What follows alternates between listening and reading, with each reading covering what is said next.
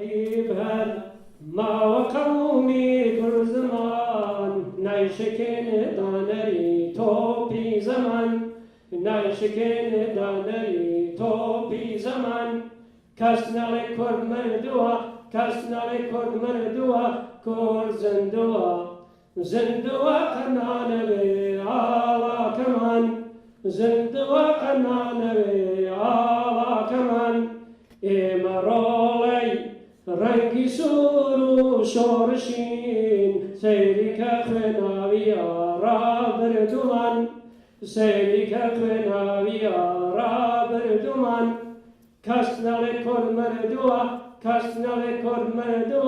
کل زندوه قنانوی آوا کمان زندوه قنانوی آوا کمان قومی کل هست تا يسلتي وقت الليل طابخ النقشي بكا تاجي جيان طابخ النقشي بكا تاجي جيان كسنا لكل مردوه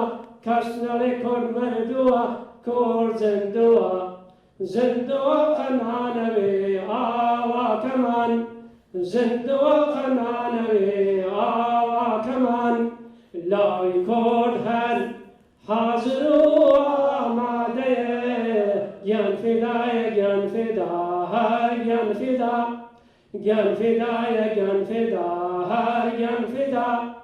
كسنا لكل مردوه كل زندوه قنانا بي آوا كمان زندوه قنانا بي آوا كمان. Good afternoon, everyone. We are very pleased that you have taken out your time today to join us today in Dr. Ghassemlou's commemoration. Hello and welcome, everyone. Today in the Kurdish history marks the 25th years anniversary of Dr. Ghassemlou's assassination by emissaries of the Iranian government on July 13, 1989 in Vienna, Austria. We have very special guest speakers today. Dr. Karl Prunhuber, freelance journalist and writer, and Mr. Terry Beach, a member of Liberal Party who is seeking nomination for Burnaby North Summer. Welcome.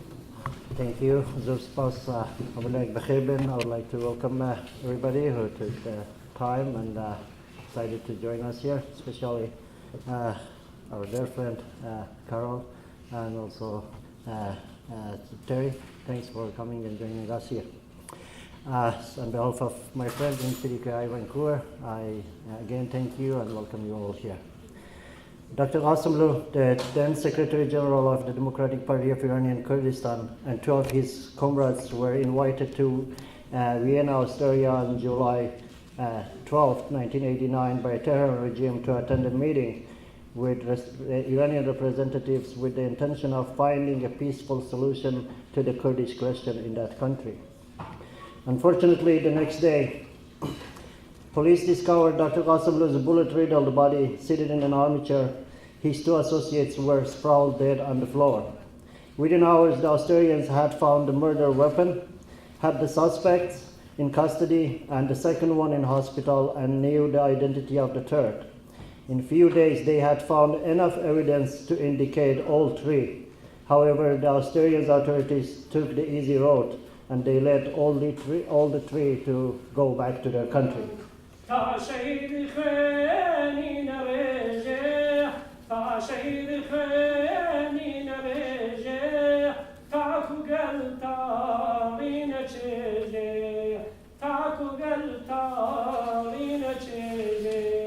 ای شهیدان ای شهیدان ای شهیدان ای شهیدان نام ناو نشانتان نام ناو نشانتان تا شهید خیلی نبیجه تا شهید خیلی نبیجه تا کل تاوین چیجه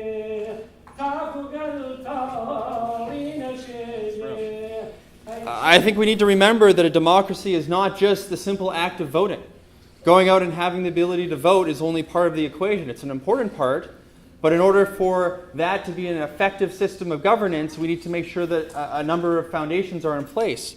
The first, we need to make sure that we have an empowered and an educated electorate, right? Democracy is only valuable as education that is available to its citizens, and openness and transparency of information that is available to its citizens. You need to make sure that there is freedom of speech and the free exchange of ideas.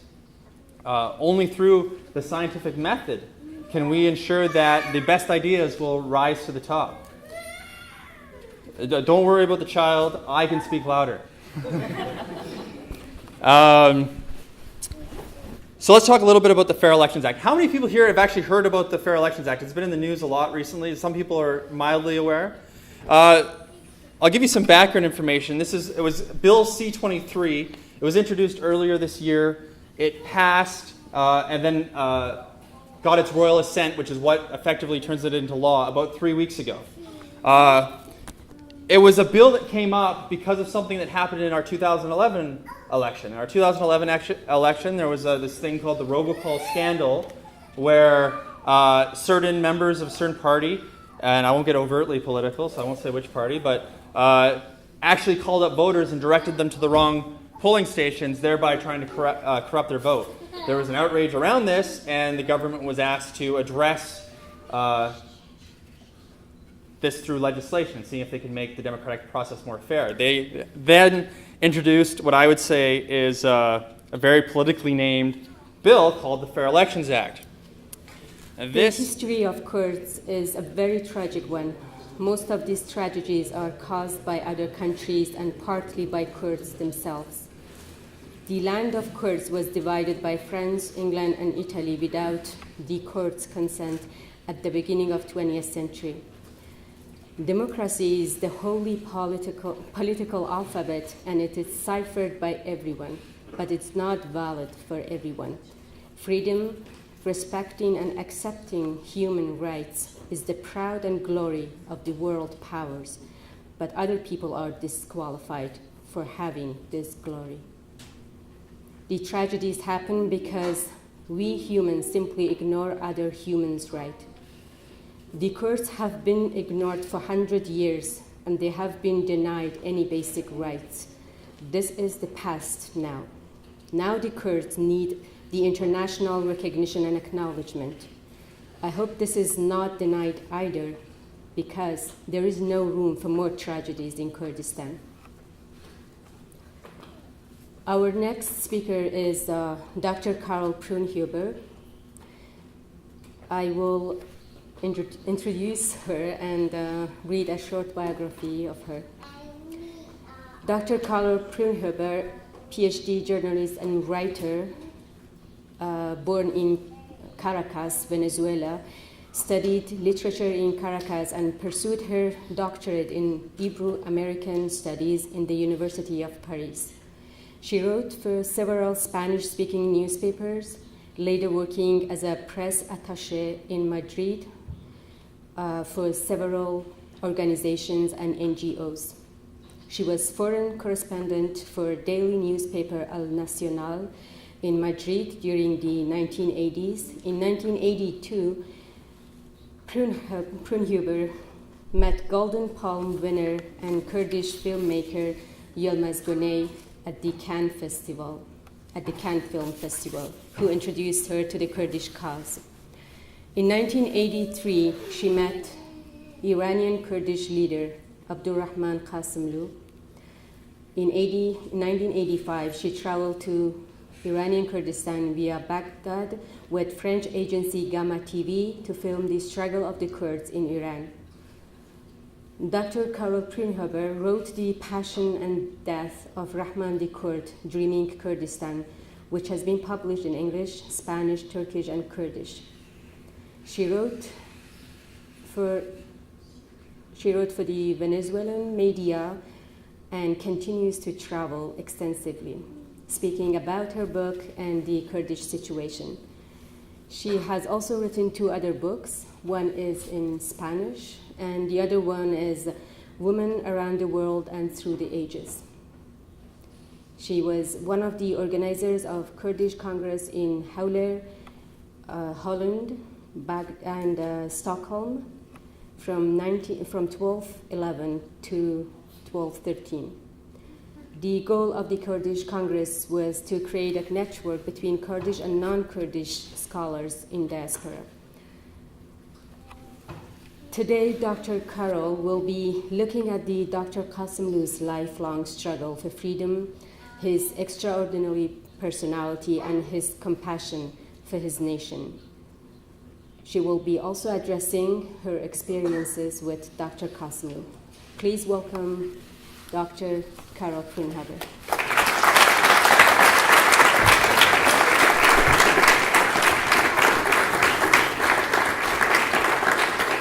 Thank you. Thank you all.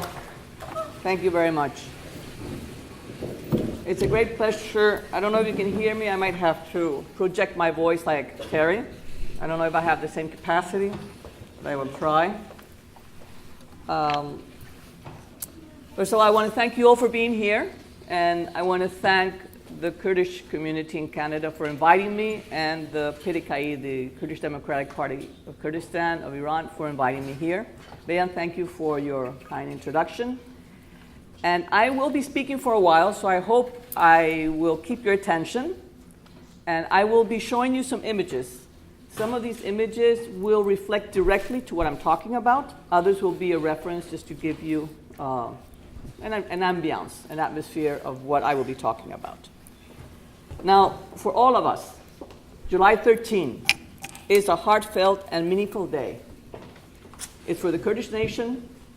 It's a day in which the life of a much-loved and respected Kurdish leader was extinguished.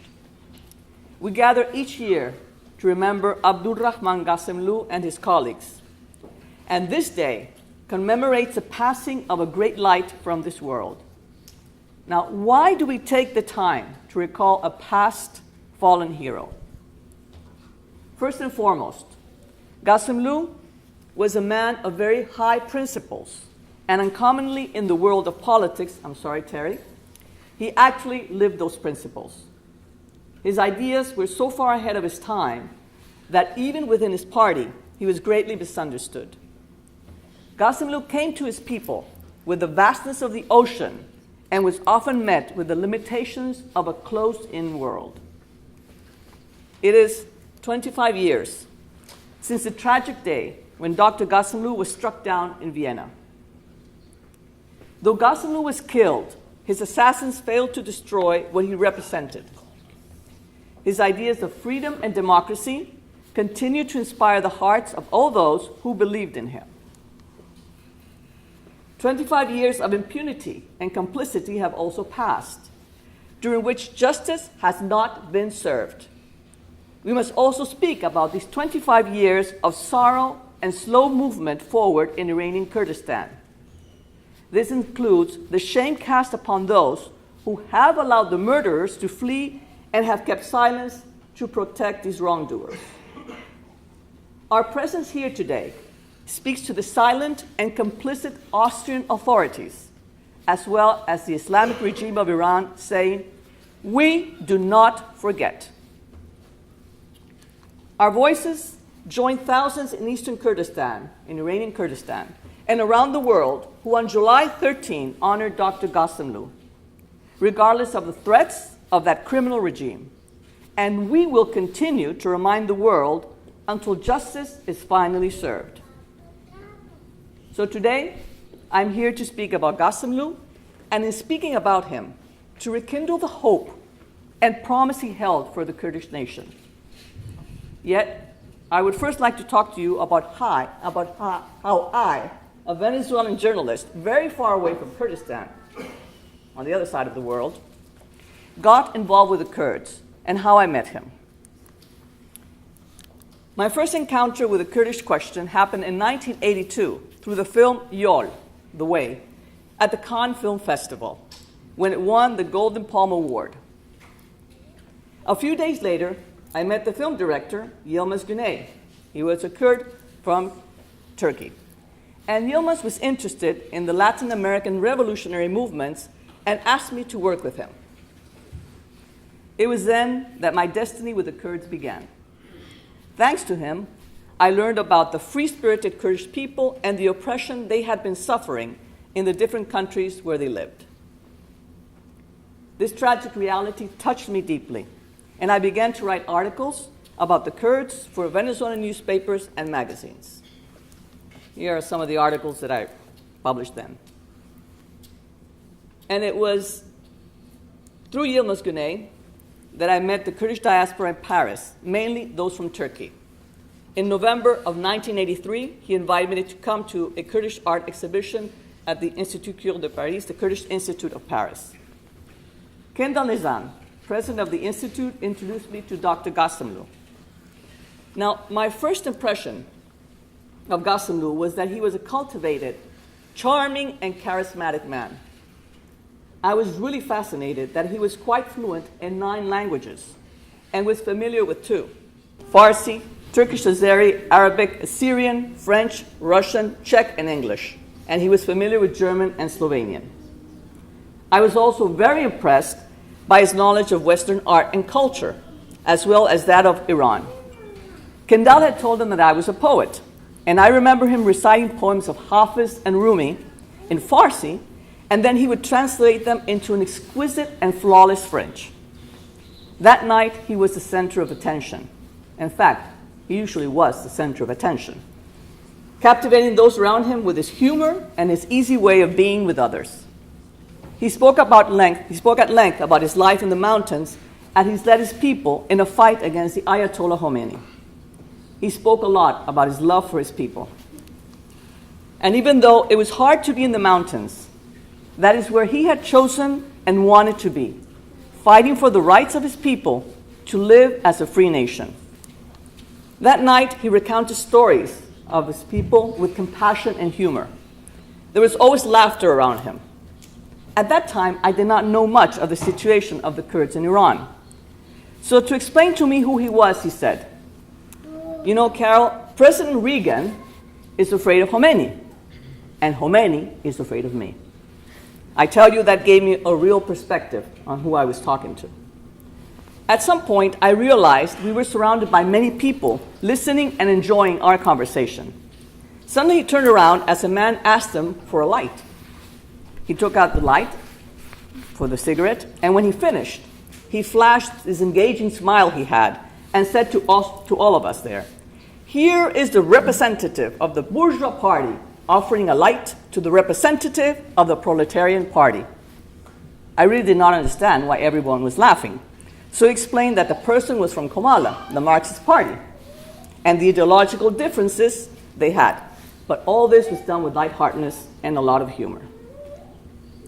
Now, coming from Latin America, where many progressive intellectuals and political activists still believed in the illusion of Cuba and the Marxist guerrilla movements, I expected this revolutionary leader to be a rigid and orthodox leftist. To my surprise, I was face to face with a far-sighted leader, a tolerant man whose democratic and humanistic vision for his nation had left behind the dogmas of the radical left. Even though his party, the PDKI, was forced to take up arms against the regime, it was perhaps the only revolutionary movement of the Third World in the 80s that refused terrorist actions, so popular during those times. That night after dinner, I was saying goodbye, and then he invited me to come to Kurdistan as a journalist to learn more about the Kurdish situation. I accepted the invitation. A few days later, I was able to see him once again with a journalist from Interpress Service who wanted to interview him. I had been told he was leaving and had no time. But I realized later that Ghassemlou did not let one opportunity go by to speak to a journalist. He knew how important they were. I would not see him until the following year, after Yilmaz Güney, the film director, died of cancer. Ghassemlou came to Paris and visited Fatosh, that's Güney's wife, widow, who was a good friend of mine. And during those evenings at Fatosh's house, I learned more about who Ghassemlou was and what his politics were. And I also started to meet members of the PDKI in Paris and spent many evenings having delicious Kurdish dinners at their homes. The invitation to come to Kurdistan was still there. But it was not until 1985 that I was able to organize a trip there. The French agency Gamma TV wanted to make a documentary on the Kurdish struggle in Iran and Iraq, but had not been able to obtain visas either to Baghdad or Tehran. So I sent a letter to Dr. Ghassemlou, telling him know that there was this possibility and asking us if he could get us visas to come and film the PDK struggle. It was 1985, and the War of the Cities between Baghdad and Tehran, the middle of the war, Iran-Iraq, the Battle of the Cities was raging, and the Iraqi regime was not allowing TV crews into the country. But Dr. Ghassemlou got us the visas. It was of utmost importance for him to get as much international media coverage as possible. And for this, he always went the extra mile. He would later tell me that he had to knock on Saddam Hussein's door to get those visas. So in July 1985 at night, we arrived in Baghdad. And Abdullah Ghaderi, the man on the right, the representative of the PDKI, was waiting for us with an official agent from the Iraqi intelligence. The Iraqi intelligence, they swept our luggage, all of our equipment, they checked everything, and they kept our passports and said, "We will give them back to you when you leave." We stayed one night in Baghdad at a PDKI house, and the next day, after many hours of travel up and down a lot of terrain and mountains, we entered an area considered a no man's land, where a jeep with several Peshmergas, which is the Kurdish guerrilla, and for those who do not know, this means he who walks in front of death. So a jeep full of Peshmergas was waiting for us to escort us along this dirt road into the valley. And 1 hour later, the Peshmergas left, and because we had entered the zone controlled by the PDKI, and then we just went on ahead and arrived here at the headquarters at the PDKI staff tower. Ghassemlou wasn't there, but this is a photo of the entrance. I mean, as you can see, it was quite simple. It was just a wooden barrier. So they lifted the barrier, and there we were. We went up a narrow path, and at the end, there were 3 small houses. 2 were facing each other. The one on the left was the administration, and the one on the bottom was for the guests. And there was a third one higher up on the road, and that was the house of the Secretary General. So you walked up this little road, and then, well, you don't see his house, but we came up, and we met Ghassemlou. He welcomed us wearing a traditional Kurdish clothes. You might say, well, this is normal. But I had always seen him in Europe in Western clothes and in the social environment. I intellectually knew who he was, but it was not until that day, when I met him in that moment, that I fully recognized that he was a leader, not a leader, the leader of millions of Kurds whose destiny he held. And the respect and love I saw in those that interacted with him moved me deeply. I saw that he treated everyone with respect and attention. That day, we sat under a thatched roof at a table with 2 benches, very simple, and we spoke for a while, and then we had a wonderful dinner. He then offered to show us his house. It had 2 rooms. One of the 2 rooms was his library and office. It had 2 high tables built by the daftar, by the headquarters carpenter, and 2 maps on the wall, one of Kurdistan and one of Iran. On his bookshelf, there were photos of his daughters and grandchildren. I was truly surprised by the variety of books he had, which included political biographies and literature, especially French. And the other was his room, and it held very few belongings. And then with a lot of pride, he showed us his shower, and he said, "This is my only privilege. I have hot water." Dr. Ghassemlou organized every detail of our visit. He wanted to make sure that we saw, and understood each aspect of the struggle. And dressed in Peshmerga uniform, we had to dress like the Peshmergas, we spent a few days in the daftar. We visited the anti-air defense up in the mountain. We went to the radio, which is a very important tool for the PDKI in that moment, the prison, the Peshmerga school, and the training camp. We also met with the political bureau, and every night we would have dinner with him and other PDKI members. Now, given the tense situation with the Iraqi regime, we, as the TV crew, were asked by Ghassemlou and the party not to film or take photos when we passed Iraqi bases or soldiers. But the French cameraman, you know how French are, at one point began to film at one of the Iraqi base, and the reaction of the Peshmergas was swift. Kalashnikovs, and the guy immediately stopped. And that evening, Dr. Ghassemlou chided the cameraman and warned him that if he took out his camera again during our crossing into Iran, the Peshmergas would take hold of the cameras, he said, confiscate it for the rest of the way. Because Dr. Ghassemlou had used his influence to procure us visas, and I personally felt responsible for the agreement we had with him. If we didn't follow the proper protocols, Ghassemlou knew he would not be able to bring in more TV crews, and that was something he would not permit. Bringing the international media to Kurdistan was a main component of his strategy to win support for his cause. So very early on, Sunday, June 23, 1985, in the Daftar, Ghassemlou was waiting for us. By his side was Commander Abdul Rahman, who was to accompany us into the Iranian territory. We walked with him and the commander to a clearing where about 60 Peshmergas were waiting for him. Ghassemlou, with his hands clasped behind his back, spoke softly to the gathered men. They all listened attentively in silence. The love and respect his words evoked was visible on their faces.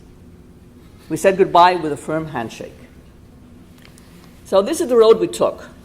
It's supposed to be a little thing. We left, where is that thing? Or whatever.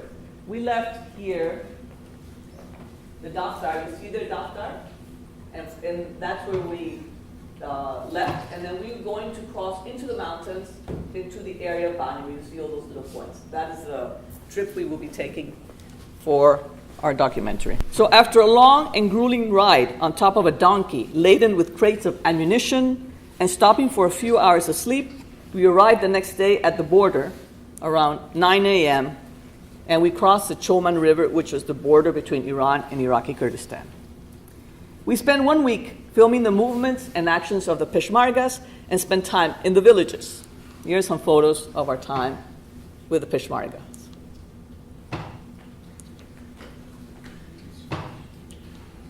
These are the villages, children always laughing. These are Kurdish villages. Well, you guys know, but for those who don't.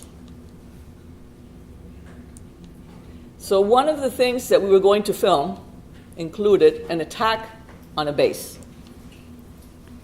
It was an operation. Here we are. Okay, it was an operation against a control post that guarded the approach to 3 military bases in the Baneh Road. Now, Ghassemlou had given order that we, the journalists, were not to be exposed to any dangers. So we had to wait while they were getting prepared for the attack. We, the journalists, had to wait in kind of a barn, this broken house, for hours with Commander Ibrahim and with his other Peshmerga drinking a lot of tea. As you see, there's some of our came with us. Now, given that only the French cameraman and the audio technician were allowed to follow the Peshmergas at a prudent distance, I had to stay and wait with the Peshmergas. Now, as the shooting began and the mortars started to fall, I started to retreat with the Peshmergas. But it turned out that this attack was a success. And later, the Peshmergas would celebrate their victory. I ran into this image. I was away with the horses. I would tell you later. I was very scared. I had to run away with a horse anyway. So I came and I found this situation. As you can see over there on the left side, on the top, the Kalashnikovs are hanging from the trees. They're on the ground. And all the Peshmergas were just dancing and singing and celebrating their victory. And it was a beautiful sight because the sun was setting. We were on top of an enormous plateau surrounded by these gigantic and majestic mountains. I will never, ever forget this vision in my life. Now, the cameraman was frustrated because he had not succeeded in filming any combat scenes because he was kept away. So he insisted on being allowed to get closer to the front line. But we needed Ghassemlou's permission in order to do that. Ghassemlou was too concerned, it was too dangerous, but he conceded in allowing the cameraman to get closer to the front line. And he said, no more than 500 meters. But this was not to happen. The situation had become critical. 20,000 government soldiers had arrived in the area, and the Peshmergas had to change their plans. So they took us back to the mountains in Iraqi Kurdistan, and we spent several days there, not doing anything. And 2 days later, we spoke with Dr. Ghassemlou by radio, who ordered our immediate return to the headquarters. And we were to travel back with General Shivasali and his men, who had suffered a surprise attack while sleeping. Some of the men that were traveling back with us were wounded and had to travel many hours before getting medical attention at the PDKI hospital at the headquarters. We were right back at the headquarters. Ghassemlou told us that Jalal Talabani's party, the PUK, had handed over an Italian hostage to the PDKI, and his liberation was in the works. Now, in many occasions, the Ghassemlou's party, the PDKI, had negotiated with other Kurdish groups to ensure the liberation of hostages. In some cases, he paid with money to free the hostages, and in other cases with weapons, but it was always the PDKI who was trying to liberate hostages taken by other Kurdish groups. Now, this Italian hostage was a worker with close ties to the Communist Party. And he was really, really, really worried because he didn't know what was happening with him. He did not speak any English, any French, so he could not communicate with people.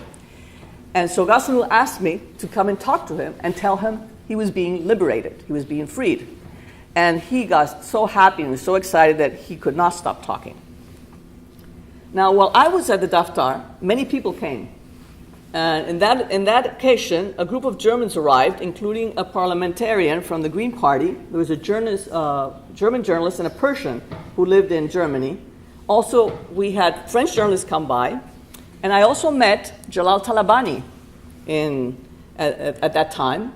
I don't know, Terry, do you know, he is the Kurdish leader of the Patriotic Union of Kurdistan, current president of Iraq.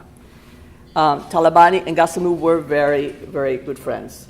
And also a couple of intelligence officers from the Saddam Hussein regime came by.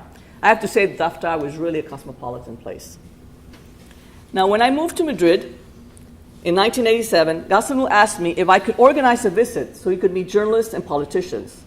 And during that visit, he was interviewed by different Spanish newspapers and radios and met with representatives from political parties, NGOs, and the main labor union. Now, in 1988, the war between Iran and Iraq was over, and Ghassemlou believed that if the regime in Iran was willing to sit down with its arch enemy, Saddam Hussein, why not would it sit down with the Kurds? And at the same time, Ghassemlou feared that both governments in Tehran and Baghdad would agree to crush the Kurdish rebellion because it was no longer a war between themselves. And as it happened in 1975 after the Algiers Accord, when Iraq and Iran made an agreement and the Kurdish movement was destroyed. So in 1988, Ghassemlou and the PDKI accepted to sit down with Iranian emissaries to negotiate a peace agreement. The meetings were held in Vienna at the end of 1988 and beginning of 1989. Now, September of 1988, Ghassemlou called me again and asked if I could organize a conference about the Kurds in Spain. He said it was a hard time for his friend Jalal Talabani, and a conference would boost his morale. In fact, it was a difficult moment for the Kurds in general, because after Saddam's chemical attack on the town of Halabja, Talabani was then in London, and other Iraqi Kurdish leaders were exiled in Iran, and the situation was getting critical for them. A good friend of mine, Spanish president of an NGO in Madrid, the Institute of Solidarity with Latin America and Africa, offered to organize a conference about the Kurds in Iran, Iraq, and Turkey. And the speakers were Dr. Ghassemlou, Jalal Talabani, and Kendal Nizam. I also organized interviews with the Spanish media then. And after Madrid, Kendal, Ghassemlou, and Talabani went to Barcelona. And they visited the Catalan parliament and the president, Jordi Pujol. Now, this visit gave Ghassemlou and Talabani a concrete idea about the operation of regional autonomy in a democratic state. The last time I saw Ghassemlou was on December 1988 during a visit to Paris. And even though he put up a good front, I sensed he was in turmoil. He told me about the division of the party and how hard it was to work with the Kurds. He was exhausted, but he never mentioned the meetings in Vienna with the Iranians. On June 1989, I received an early morning call from him. He had recently arrived in Paris and was calling me to give me the good news. Khomeini was dead. He was very excited.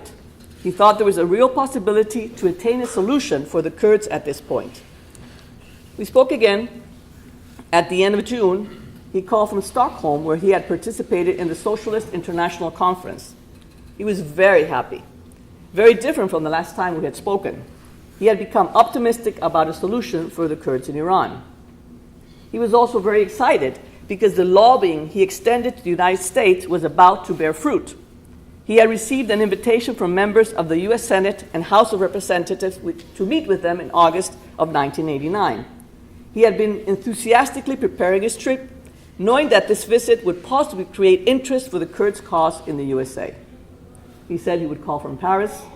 We never spoke again. So let us talk now about the steps that led to his murder. The steps that led to this heinous crime are, in fact, the historical events of the Kurdish nation and Dr. Ghassemlou's life. In looking more closely at Dr. Ghassemlou's political program, it's no surprise that he ended up being a target. His perspective was in direct opposition to the agenda of the Islamic Republic of Iran. From the moment he emerged as a political force, the plan he held for his country drew the ire of the regime. The murder of Ghassemlou was not only a tragedy for the Kurds of Iran, but also for the entire Kurdish nation. Ghassemlou was a far-sighted leader whose political program forged a democratic and humanistic vision for his people, especially in those days, but true also today. His national idea went beyond local tribal agendas. Now, many people felt it was a reckless decision for Ghassemlou to go to Vienna without taking any security measures. How right they were. He was murdered on July 13, 1989, during a meeting with the Iranian delegation. Now, he knew the risks because he had been publicly warned 10 years before that he was being condemned to death while simply watching television. Let me tell you that story. You might have heard it. On Iranian television that day of August 19, 1979, none other than the Ayatollah Khomeini had come to the opening session of the Constitutional Council of Experts in Tehran. This council was going to design a constitution for the new Islamic Republic. Now imagine the scene. The television camera is broadcasting. Ghassemlou is in Mahabad watching the TV. The hall is full of venerable ulemas, their heads covered with turbans and their faces somber as they listen to the imam. Now Khomeini is at the podium with thick eyebrows, and he's speaking in his soft, monotonous voice, a tone he used to express great anger. A few days earlier, armed Kurds had defeated his troops in Iranian Kurdistan. Irate, Khomeini threatened the army with punishment and declared himself commander-in-chief of the armed forces. So looking at the silent audience, Khomeini said, Ghassemlou is a culprit. The PDKI is a nest of saboteurs and corrupt people. The party is banned, and Ghassemlou must be punished. Without raising his voice, he asked, is Ghassemlou here? I don't see him. No one answered. And with a contained fury, concentrated in his dark, carbon-colored eyes, he said to the assembly, if that Mofsed fil Arz, corrupter of the earth, had come today, I would have kept him here, which means the fatwa was issued, and he was condemned to death, but it would take 10 years to execute it.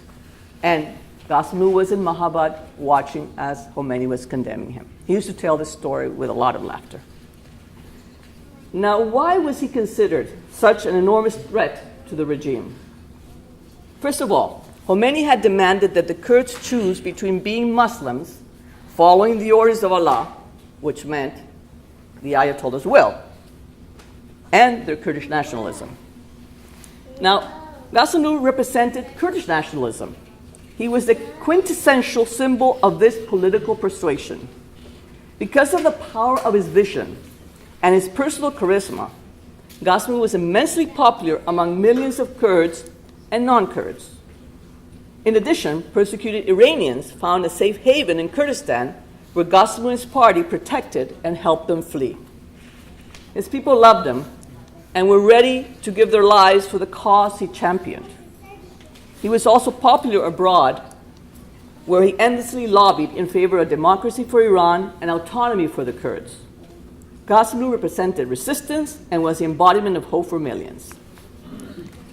Now, not only did Dr. Ghassemlou lead the Kurds and defy the Ayatollah, he had to be eliminated because of the type of man he was.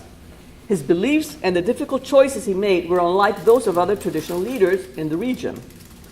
Almost too modern for his time, Ghassemlou's political stature was a unifying force. Different from other Kurds, he was perhaps the harbinger of real unity among the Kurdish people. At a time when no one else did, he took a higher road. Freedom and democracy, minority rights, including women, and justice were the cornerstones of his vision. He said that it was of utmost importance to protect democratic freedoms and strengthen a proper democratic government in Iran. Without a democratic regime in Iran, he said, the Kurds could not achieve the rights. And without securing the Kurds' rights and other nationalities in Iran, the regime could not be truly democratic. His understanding of the ways of the world and his pragmatic approach to politics allowed him to establish close ties and relations with politicians, journalists, and academics in Europe and beyond. On an international level, Ghassemlou's education and experience made him one of the few Kurdish leaders intently familiar with other cultures. He developed a true knowledge of the West from his education in Paris and Prague. Now, due to this developed social cultural awareness, he was able to justly win the ears, if not the support, of foreign powers. Early on, he understood that it was of utmost importance to win the hearts and minds of those people that could make an impact: international press and politicians. Every trip he made to the West included networking with journalists. His easy way and charm allowed him to establish true friendship with many of them. For those who knew little of the Kurds, he educated them. For those who informed, he kept them updated. He once said, "Just give me 15 minutes with a person and we will become friends." He knew the effect he had on people. He not only charmed people with his wit and charisma, but also with his vast knowledge of his own and Western culture. He was able to navigate different cultures with ease. It is important to note that Ghassemlou was not a traditional tribal leader. His ideological itinerary traveled from an orthodox Marxism-Leninism to social democracy during the course of his life. He was an empathetic leader who possessed an inherent strength and wisdom that endeared him to his people. He also had a refined sense of humor, of which we talked a lot, and loved life. Unlike other Middle Eastern leaders that fancy democratic ideals but are discouraged by the risks in pursuing them, Ghassemlou had the courage to manifest his democratic and humanistic vision, as well as to put forth his political program within an Islamic society.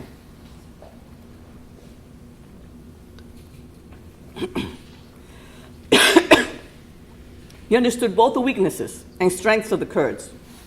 He was a tolerant man of dialogue who maintained his calm in stressful situations. Because he was respected for his political and intellectual wisdom about the Kurds, including his keen sense of diplomacy and international perspective, his vast culture and his charisma, he was able to bring opposing political parties to the table, to the negotiation table. In fact, even though he wanted unity as the most important thing for him, he was tormented by the division among the Kurds. And as you all know, politics in this part of the world are paralyze any forward movement. Nothing lasted. No agreement was respected. For the Kurds have had a tribal concept of politics based on the unconditional support of their chief, not of a particular political program. This is something he used to repeat often. All of this became the Achilles heel of the Kurdish movement. He was convinced that unification among Kurds would put an end to the cycle of short-sighted victories and manipulation of different regional governments, and that through unification, the Kurds could gain strength as a national movement and achieve their demands. He worked hard for this goal, to end fighting among the Kurds. Now, even though Ghassemlou's wish was for unity, the tendency within the Kurdish parties tends towards divisiveness, as we all know. And this is an aspect that does not seem to have changed, unfortunately. For generations, Personal differences and intolerance within the party ranks have been the cause for ongoing division among the Kurdish parties. Even today, Kurds still struggle to achieve an ongoing working dialogue with one another. Ghassemlou was a prudent man whose impassioned wish was to educate his people, and this showed in the respect and love he held for them. He always maintained his independence. First and foremost, his primary goal and leading principle was to support the Kurdish cause. Ghassemlou never accepted the idea that a leader could sell out his Kurdish brothers across the border for the sake of personal or parochial interests. He had not forgotten the lesson of the Kurds in Iran who had been abandoned by their brothers to the hands of the Shah. Throughout his 10 years as the leader of the Iranian Kurds, following the 1979 revolution, Ghassemlou sought dialogue with the authorities. War, he said, had been imposed on the Kurds, who had no option but to resist and defend themselves. He firmly believed the only real solution was at the negotiation table. This resolute belief was to be his undoing. In 1980, 1 year after Khomeini rose to power, the Ayatollah created a list of 500 of Iran's political and intellectual elite considered enemies of Islam. And enemies of Islam simply meant being in overt opposition against the regime. And the regime would hunt them one by one. Thanks to the case for the murder of Sadegh Sharafkandi, Ghassemlou's successor, and his 3 colleagues in Berlin, known as the Mykonos trial, in 1991, right? 92, can't remember. 92. We all learned that assassinations of political dissidents within Iran and abroad were ordered directly by Khomeini and later by his successors. After Ghassemlou's death, the Committee for Special Operations, a small group of elite members, took over the task of planning the murder of Iranian dissidents around the world. This group included the new powers, the Supreme Leader, Ayatollah Khamenei, the President, Rafsanjani, foreign intelligence ministers, and the head of the Revolutionary Guard, as Bayan mentioned. This sinister group met regularly in one of the former Shah's residence called the Turquoise Palace. Their plan to eliminate dissidents through terror expanded over the years, becoming part of the regime's internal and foreign policy. A telling sign of the value that the regime gave to these operations was that once the killers returned to Iran, they were rewarded with high government positions as ministers and legislators. This was precisely what happened with one of Dr. Ghassemlou's murder. These secret operations were perpetrated by the Quds Force, but they also recruited henchmen from around the world to do their dirty work. According to former CIA agent Robert Baer, senior Pasdaran official Feridun Mehdi Nesad was involved in Lebanese-based terrorism, was present in Vienna when Dr. Ghassemlou was murdered. As I mentioned before, the military situation for the Kurds in 1988 was dire due to the end of the Iraq-Iran war, because both countries were now free to go after the Kurds. In 1988, Ayatollah Hashemi Rafsanjani, head of Congress and soon-to-be president of Iran, reached out to Ghassemlou through Jalal Talabani and proposed a dialogue with the PDKI. The party accepted, and Ghassemlou traveled to Vienna to meet the Iranian representatives in December 1988 and January 1989. Little did Dr. Ghassemlou know that he was on the list of the 500 enemies of Islam, and that Rafsanjani was a member of the Committee for Special Operations. According to former Iranian President Abul Hassan Bani Sadr, in 1988, it was Rafsanjani who ordered the Quds Force to prepare teams to eliminate Ghassemlou. Jalal Talabani organized the first set of meetings in Vienna under extreme security measures. Now, these meetings were supposed to continue in 1989, but the Iranians interrupted them, and Talabani was deftly sidelined. At the time, Talabani thought that the Iranians were abandoning the negotiations due to changes in the internal political situation in Iran. Khomeini was very sick. They were waiting for him to die any moment. His health was declining, and the fight for succession had intensified within the regime. But the truth is that those first meetings in Vienna in 1988 and 1989 in reality were meant to assuage Ghassemlou's suspicions making him feel confident about the negotiations.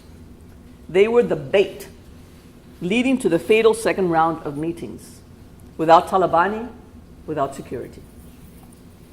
The Iranians then sought Fadil Rasul, an intellectual Iraqi Kurd, a dispensable intermediary for the Iranian regime, and insisted on total secrecy.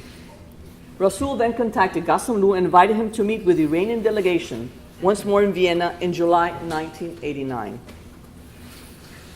Ghassemlou accepted, but he did not inform the party. The PDKI had come to believe that peace negotiations with Tehran were futile. And the reason Rasul and Ghassemlou were most likely given for keeping total secrecy was that there were hardliners within the regime who did not want to negotiate with the Kurds. And they probably said, this is all speculation, that any leak would have damaged the meetings. Now, why did Ghassemlou agree to these meetings, to this meeting? He had, in fact, a flawed view of the internal politics of the country. He had mistakenly believed that Iran, weakened by 8 years of war with Iraq, needed to resolve the Kurdish problem after Khomeini's death.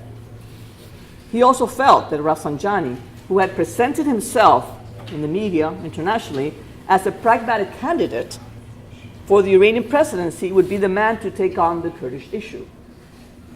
Unbelievably, Ghassemlou took the bait 100%. His death resembled, I like to think of it, that of Julius Caesar, who, despite the warnings he received, still went to the Senate, where he met his death. In the same way, Ghassemlou received several warnings prior to his trip to Vienna. Bernard Kouchner, former French Minister of Foreign Affairs, told him the night before not to go to this meeting. He had shared with some Western friends that he was going.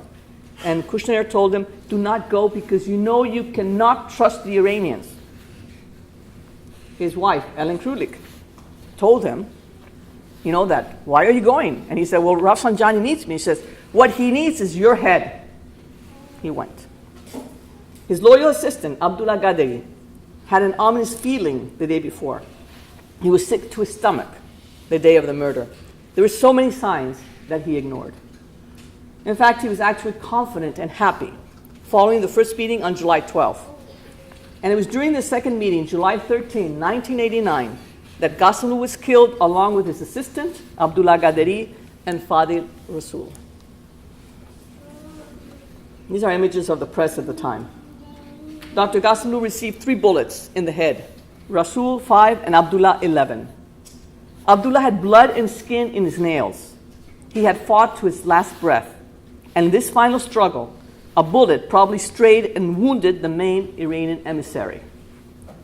And it is because of this stray bullet, one bullet, that the Iranian plot was not the perfect murder.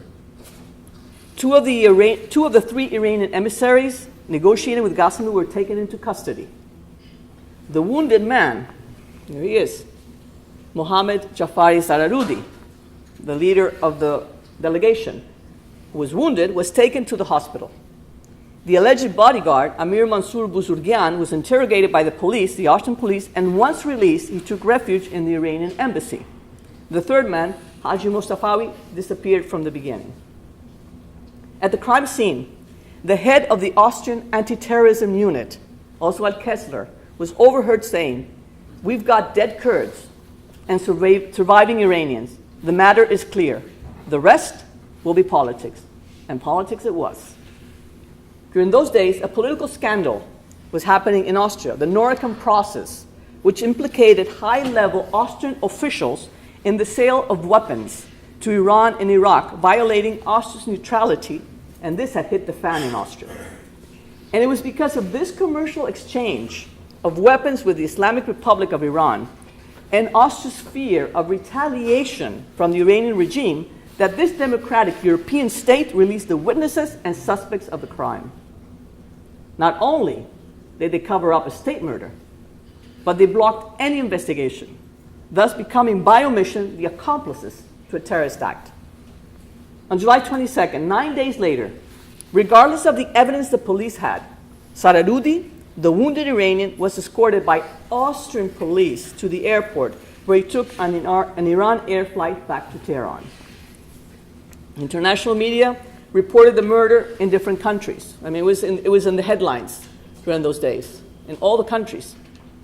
The funeral for Ghassemlou and Abdullah was held at the Kurdish Institute of Paris on July 21st, 1989. Thousands of people, as you can see coming up, came to pay the respects, including French personalities and politicians. You see Bernard Kouchner, Lionel Jospin with Kendall Nezan walking, because the procession started at the Kurdish Institute and we walked all the way to the French cemetery of Père Lachaise. And here are some images of the procession. There were about 3,000 people that had come to honor them. Abdullah and Ghassemlou were buried in Père Lachaise. 5 days after, on July 27, the Austrian Minister of Internal Affairs pronounced himself in favor of an order of extradition of Sararoudi. Upon his return to Tehran, a cynical Sararoudi gave a televised interview on July 27, 1989, from his hospital bed. Following the official line, he denounced the killers as terrorists and vowed to cooperate with the Vienna police until they were apprehended. In Iran, he had been received like a hero and immediately promoted. He would later become head of the Quds Force Intelligence Directorate. In 1996, Sararoudi, now a senior member of the intelligence branch of the Islamic Republic Revolutionary Guards Corps, traveled to the Iraqi town of Suleimaniya to Talabani's Daftar to inaugurate a Shiite mosque built with Iranian government funds. Now, though the autopsy on the Kurdish victims had been done quickly, the forensic and ballistic reports were not finished until November, 5 months after the crime. In December 1989, very conveniently, after the last of the Iranians fled Vienna, the Austrian chief prosecutor issued 3 international arrest warrants for the 3 Iranian emissaries who had fled the country. A long time after. In 1991, Hélène Crowley-Ghassemlou initiated a legal proceeding against the state of Austria for the murder of her husband. She said, "For us and for all the Kurdish people, the question of why Austrian justice is silent in the face of this crime is still pending." A year and a half later, the Austrian High Court ruled that there had been no deficiencies in the proceedings because the respective and relevant facts had not been clear to the authorities in time, and the case was dismissed. And the case has been in limbo ever since. In 2005, the Austrian parliamentary Peter Pils brought forth new evidence regarding the participation of the Iranian regime in the murder and allegedly implicating the then president, Ayatollah Rafsanjani, and the newly elected president of Iran, Mahmoud Ahmadinejad, as being involved in the planning of the assassination. According to this new evidence that Pils brought forward, there were 2 Iranian teams involved in the murder, a negotiations team and an execution team. Pils demanded the case be reopened and there be a parliamentary inquiry, and the request was denied. In 2009, Peter Pils once again accused Ahmadinejad, according to a confession of a German arms dealer to the Italian police. This arms dealer affirmed having delivered the weapons that killed the Kurds to the Iranian embassy in Vienna. He said, "A certain Mahmoud, who later became president, was there." Yet the lengths to which the Austrian government has gone to keep a lid on the murder since 1989 has been astounding, including withdrawing the chief investigator, Oswald Kessler, from the front and sending him to another department where he was hidden from public perception, because Kessler was convinced the Iranians had murdered the Kurds and that it was the politicians who set the guilty free. The government's position on the murder and not supporting any future investigation was cynically displayed on July 12, 2011, when Austrian Foreign Minister Michael Spindelegger received his Iranian counterpart, Ali Akbar Salehi, on the eve of the 22nd anniversary of Ghassemlou's assassination in Vienna. As we well know, the case has never been resolved, and the culprits were never taken to justice. On the contrary, Mohammad Jafari Sararoudi continued an ascending career. He became a key element in the regime's machinery to export terrorism and fundamentalism. After the occupation of Iraq by American forces, he organized and led assassination squads and bombings in Iraq, stoking sectarian conflict. During Ahmadinejad's presidency, he was appointed deputy in charge of internal security at the Supreme National Security Council, where he was specifically in charge of issues related to Iraq. No, not this one. After Brigadier General Ali Larijani of the Revolutionary Guards became head of parliament, Jafari Sararoudi was appointed his advisor and chief of staff. Under this cover, he continued his terrorist efforts in Iraq. He has been using the name Jafari for many years and has eliminated Sararoudi from his last name. And as I mentioned before, he had an arrest warrant since 1989. Yet last year, he accompanied Larijani to Geneva to attend the Interparliamentary Union meeting at the UN European headquarters. Now, we all have a question. Has anything changed within the Islamic regime of Iran since Ghassemlou's murder in 1989? Well, in fact, the Iranian regime stopped killing dissidents in Western cities due to the exposure and diplomatic pressure brought forth by the Mykonos trial in 1994. Yet, the elimination of dissidents continued in Iraq, Turkey, and of course in Iran. As long as the Iranian regime only eliminated Iranian dissidents in European cities, European governments, specifically France, Germany, Austria, would overlook these operations that were organized within the Iranian embassies. The effect of this decision has had terrible repercussions, not only for the dispensable Iranians, but also for the West, as an emboldened Iranian regime spread its malignant seeds across Europe. Had Europe and the world spoken against the earlier crimes of political dissidents, Iran's terror machine may not have developed as it has in the years following the revolution. The Revolutionary Guards, namely the Quds Force, continues to be at the forefront of Iranian state terrorism and is a threat to international peace, security, and Middle East stability. So today, we speak out in hope that Ghassemlou's murder and that of hundreds of dissidents will remind the world that should the US and Europe continue to tolerate these actions, we may once again see an emboldened regime opening up the gates for future assassinations and proxy wars, as we are already seeing. Action still needs to be taken by the international community to open up the investigation of all the murders committed by the Iranian regime. As the Mykonos trial in Berlin showed us, holding the regime accountable for its state-sanctioned terrorism does have an effect. But enough of those fatal days, whose events and repercussions have brought us together right now. There is no doubt, were Ghassemlou still alive, the Kurdish situation might be much different than it is at the present moment. To conclude, let me share with you another story of this Kurdish leader whose life was dedicated to furthering the cause of freedom for his people. One day, I showed Ghassemlou a eulogy I had written when Yilmaz Güney died. It was published in the Venezuelan and other Latin American media. After I finished translating this article to him, he said, "Carol, when I die, I would like you to write a book telling the story of my life and the Kurdish cause." Ghassemlou had also foreseen his own end. For years, he had thought about writing his autobiography, but the amount of work and the internal problems of the party did not allow him to do so.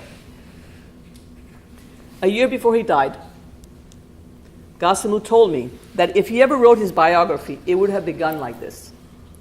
On many occasions, Kurdish leaders have been assassinated due to treason by the Persian authorities. It happened with Jafar Aga and later with Simko, one of our most important contemporary leaders. While Simko's blood runs through the streets in a nearby house, a boy is being born, and that boy would be me. Did it really happen like this? I asked him. No, he answered. Simko was murdered on June 1930, the same year I was born, but not the same day. But do you realize how strong that beginning is? One, a Kurdish leader dies, and at the same time, another Kurdish leader is being born. So today, as we remember Ghassemlou, and the violence that took place that day in 1989 when he was negotiating for his people, let us keep in the forefront of our awareness that he was above all a peacemaker. His goal was to achieve a non-violent resolution for his people, who numbered in the millions, making the violence perpetrated upon him all the more dreadful.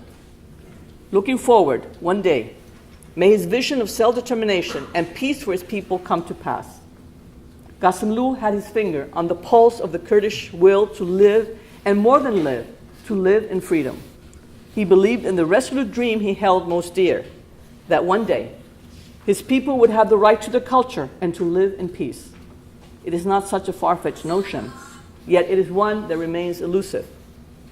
The life of Abdulrahman Ghassemlou ended before he could see his wish come true and come to fruition for his people.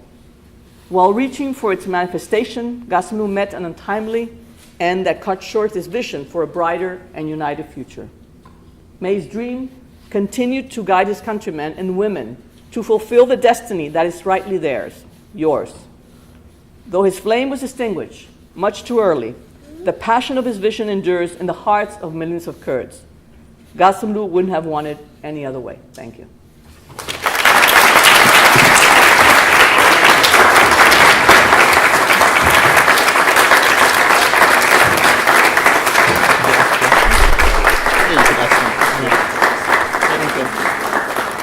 So I am open for any questions you guys have. We can have a Q&A right now, very informal. So, thank you so much, first of all, to have a speech and coming over here. You're talking about Taliban. When they had a meeting, for second or third day he was disappeared and his security guard was not there. What is your opinion, personally, as a journalist? Don't you think that there is something behind and he disappeared? that is inaccurate. That is totally inaccurate. Taliban organized 3 meetings in Vienna in December, 2 meetings in December of 1988 and 1 in January of 1989. He organized these meetings with extreme security, which meant that first of all, the Iranians did not know where they were going to meet. Taliban would pick up the Iranian emissaries and take them to different places. They met in 3 different places. Second, the houses were protected by Taliban's men. And Abdullah and Ghassemlou were armed. So there was no way there could be, and they were checked. The Iranians before coming in were checked. There was no way there could be an assassination. Now what happened is after this, they had decided that after these 3 meetings, they would meet again sometime around March. And at that moment, the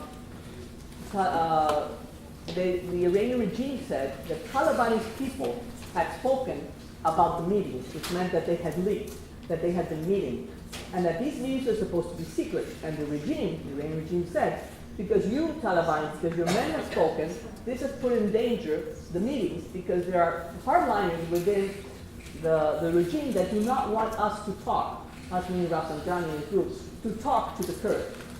So therefore, you are out, you are no longer part of the negotiations. And Ghassemlou was very angry, and he sent a letter to Taliban. He was very upset about this. But in fact, maybe they had talked or not talked, that doesn't matter. It was very clear that they could not have Taliban in these meetings because they could not kill the Kurds. To the Kurdish, and on top of that, somebody that they had relations with. So he was put out of the equation.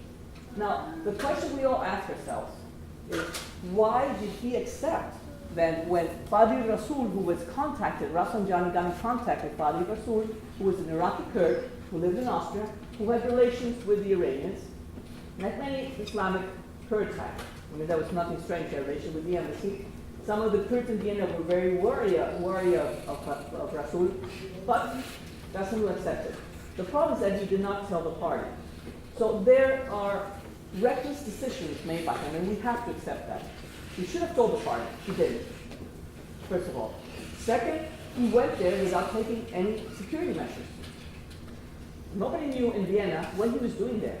The only people that knew that he was going to meet with the Iranians were several Westerners he had spoken to in Paris, among them Kushner and his wife. Those were the only people he spoke about these meetings. None of the Kurds knew what he was doing in Vienna. So there's a lot of theories about the conspiracy of Taliban being involved in this. I really do not believe that. They were very close friends, and I was a witness to that friendship. But I really do not think that happened.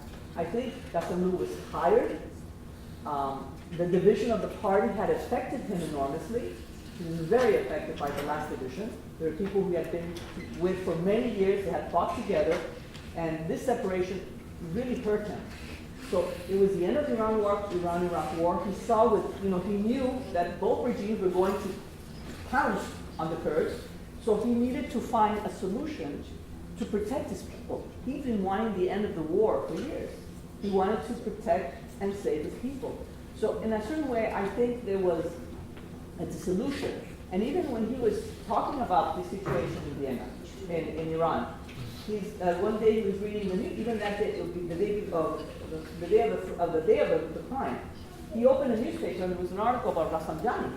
And he said to the person in Vienna, the wife of one of the Kurds, that you see, Rafsanjani, he wants an opening. So he really believed what Rafsanjani was telling the world, and he was coming with a pragmatic vision to open up Iran to the international, become a part of the international world order, and separate from that violent and fanatical. So his vision of the reality in Iran was flawed. His analysis was flawed. He believed that. So why did that happen? Was he tired? Was he trying to find a solution? I like to think of it, perhaps as my own illusion, that there's, this kind of this, you have two realities. You have this one you have here, and there's a subconscious one. And that he played it all. It's like a poker game. I'm going to play it all here. And if it works out, I find a solution. Maybe it'd be a small one. What he wanted was to be able to have the party legalized in Iran so he could continue to do his work and build on that. But it was an illusion. And he always thought he could negotiate with the regime throughout the 10 years. Always thought he could. So I would personally discard any conspiracy theories unless someday we have information from investigation that is proof. There is some proof to that. I had two questions. The first one, as you all know, the current events in Southern Kurdistan and Iraqi Kurdistan, they have been making a lot of leaps forward in terms of gaining more territory and more sovereignty in Iraq. My first question was, how do you think the current referendum that Barzani has planned to on independence for Iraqi Kurdistan, how do you think that will affect the situation in Iranian Kurdistan and the liberation movement there? Because currently, as you know, they're stationed in Iraqi Kurdistan. And my other question was, do you think the current regime in Iran under Rouhani, do you think that if a new liberation movement or a revolution were to begin in Iranian Kurdistan, do you think that someone like Rouhani would be able to negotiate a solution to the Kurdish question in Iran? Okay, let me start with the last question. Rouhani is should we say, the light side of the regime. No difference. I mean, you have the extreme, and then you have the light fundamentalist. He belongs to that. But he's part of the regime, as was Mousavi, all of them. So I really don't think that this regime as such, whether it be the diehards or the lightweight, are willing to lose power. Lose power means losing privileges, losing control, and losing power. So I personally don't think that is something that will happen. So I think the response will always be repression, as it happened during the Green Movement. And I refer to that to my own country. The same thing. I mean, I live in a country where that government will never fall down by elections. It will either be an implosion, internal implosion, or a movement of rebellion of the people that will be repressed, as we have seen. I don't know if you followed the news in the last months, by the repression of the students and the young people on the streets. So I don't think that Rouhani will open the door in that sense. Second, in regards to the Kurds of Iran in Iraq. In the World Kurdish Congress, when I was there in Erbil in 13, last year was Stockholm. Fala Bakr said one thing that was very interesting. He said, for us it's very important to do this Congress, and we invited Kurds from all of the parts of Kurdistan. because we want to make a statement, or maybe it was Barzani who said, I can't remember. We want to make a statement, is that we are a nation and that we are united. That is really a big leap forward in Kurdish politics. So I think in the mind of the government today, the KRG, there is a vision of this unity and of creating within southern Kurdistan a base or a space for all Kurds to be able to move forward. Now, the reality is that they are surrounded by enemies. Relations with Turkey today are quite good because they're commercial and it's in the interest of Turkey. Turkey might be open even today for independent Kurdistan because it helps them in its geopolitical situation. But we know what Iran will try to undermine this one way or the other. I don't think this is going to affect the situation of the Kurds in Iran, which is really frozen. I mean, it's repression and there's nothing moving forward there. And until you guys and women, you men and women, Kurds of Iran, do not get together and become united with one vision, there is nothing that will happen in Iranian Kurdistan. So I don't think the situation in Iraq will affect you guys in any way in that sense. My question was, because when they declare independence, in order to get recognition from the neighbors, especially Iran, They will never get recognition from it. but in order to get recognition, their demand for their recognition is independence. Don't you think that will limit the activities of the PKI and other groups that are? Well, it's already limited. It's already, I mean, there's a limit. The KRG has an agreement with the Kurds of Iran that they can be there, but there can be no activities within Iran.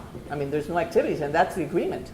Maybe there's some, covert action that may be taken, but that's the agreement. I mean, we are a nation now, and you can be here, you can do your political activity, but within Iran there can be no armed struggle, there can be no other kind of, I mean, I know that they have, the PDKI has sometimes, gone into Iranian Kurdistan to do some, talk with the people, but it's very minimal, because that is the agreement, and it's comprehensible.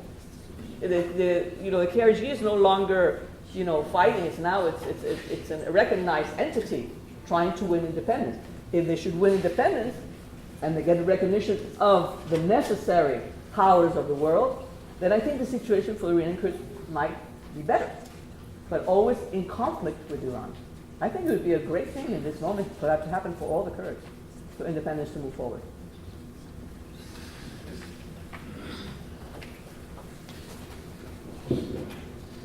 Actually, thank you for coming to Vancouver. It's our pleasure we have you between us.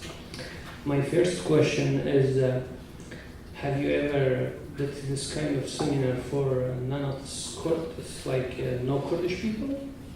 And if yes, which kind of it? The second one is, can you continue with your work, like you have a lot of information for many years, you collect them, and if you can do it as a writer and as a journalist, can you do it on the media side, like from TV or any other kind of media? Thanks. Thank you. Well, in fact, I have done other seminars. The recent one, I was just in Mexico. I was invited by the University, Iberoamericana University, and the Anáhuac University, because the professor in Mexico wanted to publish a book on the Kurds in general. So he contacted me to get him in touch with academics who write about the Kurds. So we got about 23 articles that talk about the Kurds. The book is called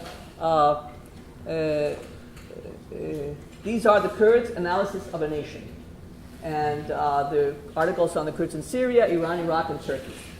And so for the publication of the book, the first academic book that is written in Spanish, academic book, there's other books that have been written like mine or Manuel Martorell, but in general, academic books on the Kurds, he organized a seminar. So I went there and there were 12 people that came, and I spoke basically about Ghassemlou, I spoke about the Kurds of Iran, and then we presented the book. So I've done that in Mexico. I've done some of these, a lot of conferences in Venezuela as well. So as much as I have been able to do it, yes. In access to the media, well, today I'm not working anymore as a journalist. My door was Venezuela, and the government has reduced the capacity of the newspapers there, and so they have no paper. So today they're not very interested in publishing anything international unless it impacts them. Newspapers no longer have 16 pages, have 3 pages because the government don't give them money to buy paper. That's the way they're strangling the media in Venezuela. So I am no longer writing for the Venezuelan media. But I do continue to travel, and because I am Spanish speaking and I am from Latin America, when something happens there regarding interest in the Kurds, I am contacted and I do as much as I can. Thanks. I have a question. Yes. Thank you for your extensive research and all the work you did concerning this man. You educated me a lot today. Thank you. My personal question is, you as a freedom writer, what was it like actually getting to know the mind of this kind of revolutionary person? Like, actually being able to sit next to him and carry a conversation. Like, what was that like? Like, being in that kind of hostile environment and you're just there with that kind of mind, like, soaking in that kind of information. I just want to know, like, what was that experience like for you? Now, let me tell you a secret I haven't told many people. It's not a secret, it's something I haven't shared. When I was a student studying literature, one of the topics I studied was medieval literature. And while reading medieval literature, I read about the knights and, round table and all the thing about, the chivalry of the knights. And I was fascinated by that.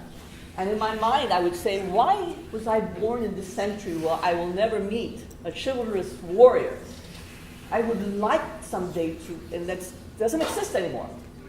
And then, I don't know how many years later, I met a chivalrous warrior. In that moment, I knew that I had set out that intention. So when I met Ghassemlou, what I saw in him was that I was in front of a man, of a very unique man that takes hundreds of years. I mean, there are great leaders around the world. And they are born like that. They don't come often. I mean, you have great politicians, but leaders who incarnate a people, who incarnate principles, who incarnate a code of conduct are very rare. And when you were with him, he made you feel so comfortable. And he made everybody feel comfortable because there was no arrogance in him. That's when you see the greatness of a leader. He was accessible. You could really like, he's like my best friend. I sit down with him. And that's the experience people had. The Kurds always had a reverence with him because, he was their leader. So there was always a little bit of distance because of that, but not from his end. And us Westerners, we had a very, day-to-day relationship with him.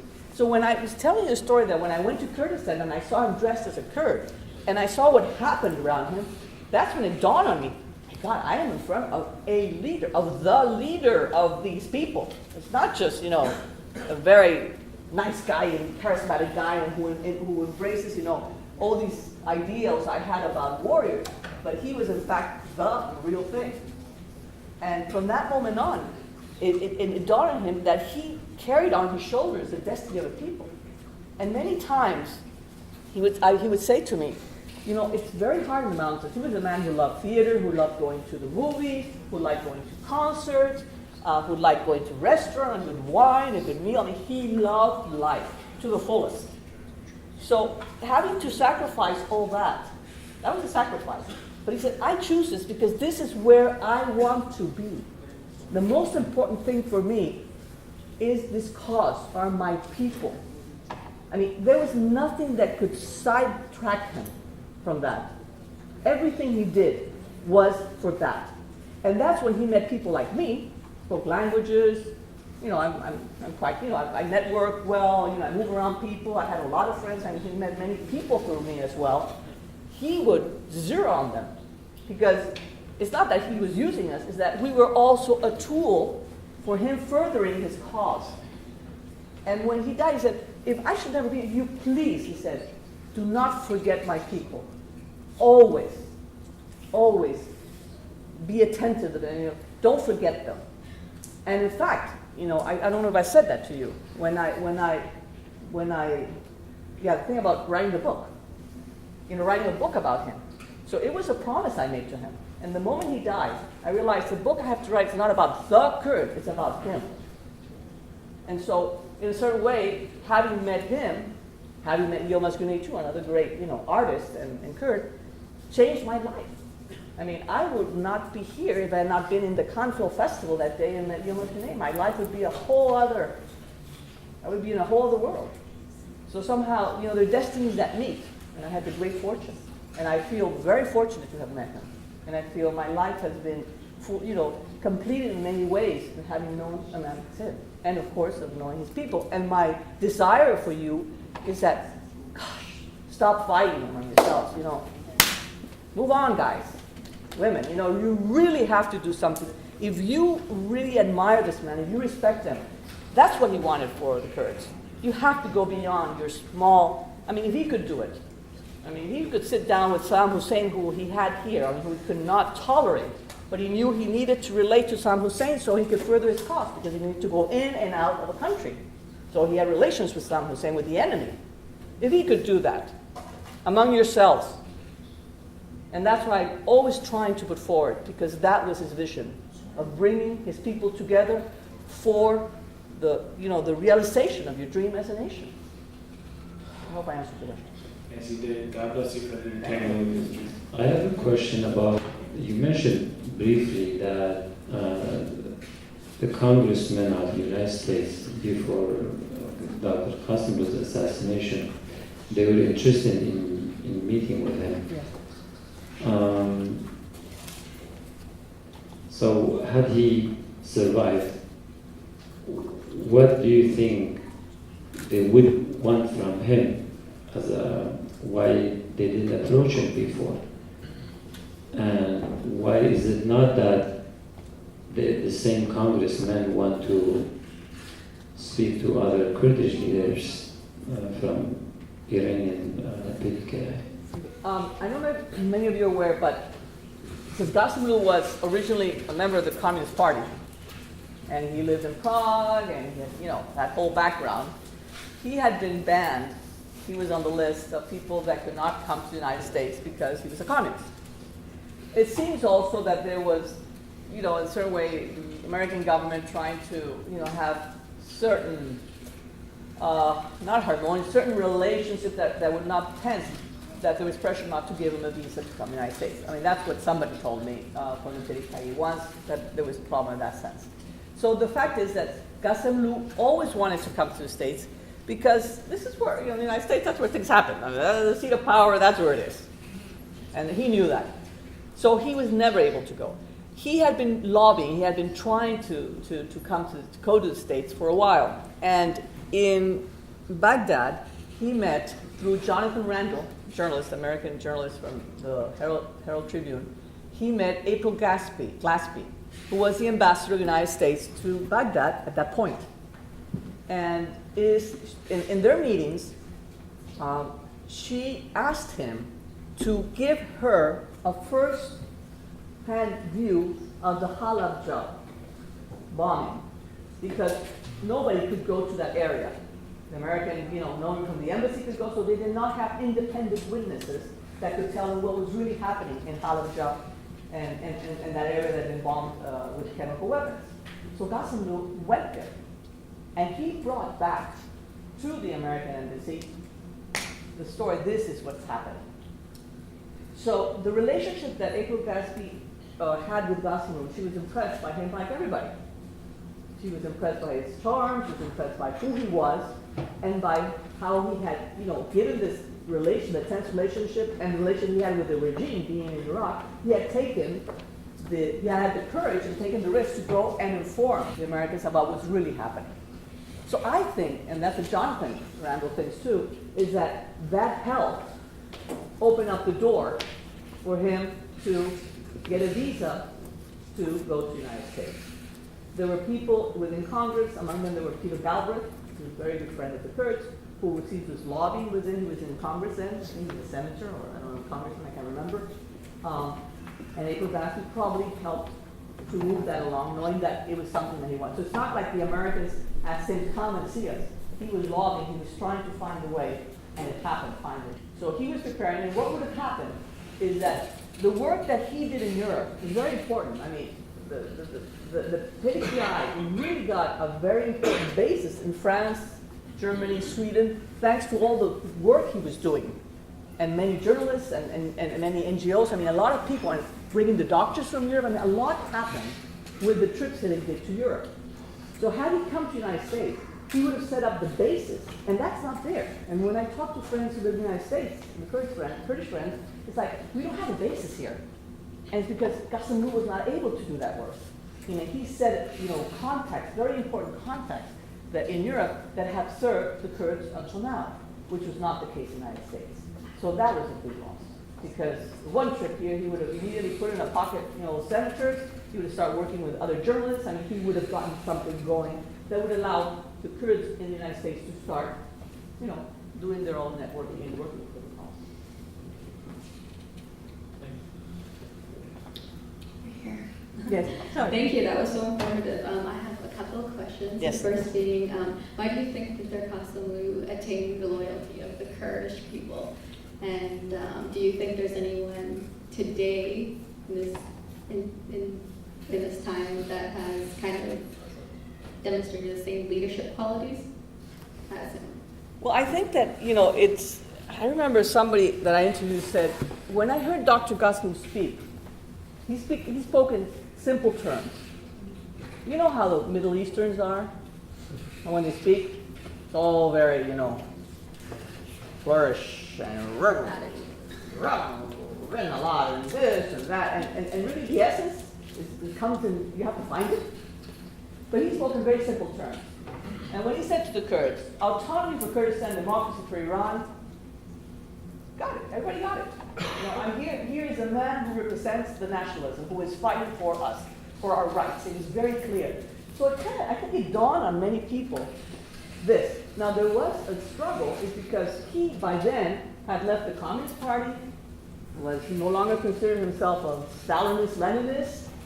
He did use Marxism philosophy as a way of analyzing the situation, but it's not like I'm a Marxist, I'm going to become like the Soviet Union. He had lived in Prague, he knew exactly what the Soviet Union was, that totalitarian system, which he did not want. He had moved over to social democracy. So when he came back to Kurdistan, many of the young people there, many of the people there were aware of what? Communists, Marxists, Maoists, Leninists, ISIS. So it was hard sometimes, that dialogue, because he was way ahead. And sometimes some people thought that he needed to allow people to move forward in time, but there was no time to lose. So there was that shock at the beginning, where people had to leave behind all those dogmas that were ingrained because of the times. It's just the times. But he had moved forward very fast. So I think he opened up a door. It was a very clear message. We want to live in democracy.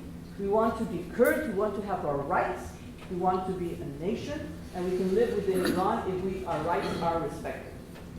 So I think that's, and of course, who he was. I mean, not only his political message, and it's just who he was. I mean, he arrived in Kurdistan. He was hardly known. He was an unknown person. I mean, the party was his size. Nobody knew him except within the party. And in a few months, he had become the leader of the Kurds. I mean, the other parties were there, but nobody.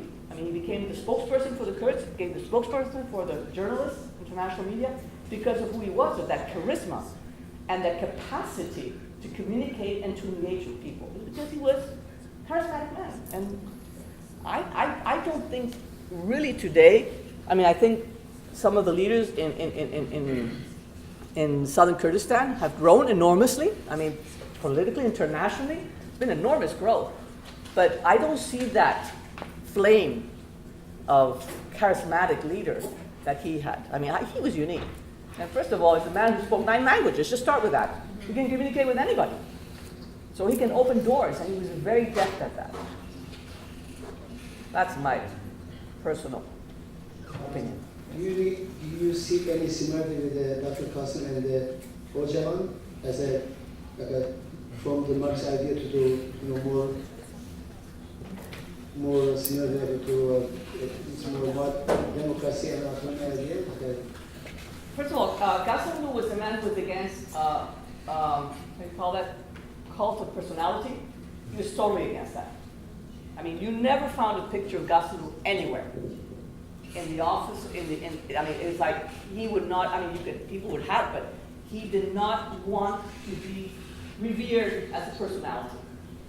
So there's already a difference. What they're trying to like, there's a kind of, reverence with the personality.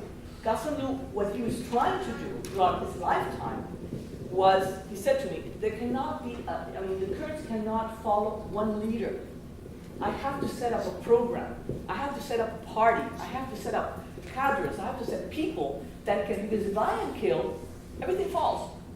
So I need to set up an organization. You need to have time to set that up. So from the start, he was against being like the leader. I mean, it was naturally. So I think there's already a difference in that sense. In a certain way, somebody was telling me the other day, and I think it's very true, the PKK has something wonderful is that Öcalan says something and everybody follows. Ghassemlou will say something and then you have, Iranian Kurds, 10 people saying 10 different things. So that discipline that the Kurds in northern Kurdistan have towards Öcalan was not, in fact, a reality in the Kurds of Iran. But also politically, Ghassemlou was very far away from Marxism and any of that ideology. For him, Marxism was a tool for analysis, as I said before.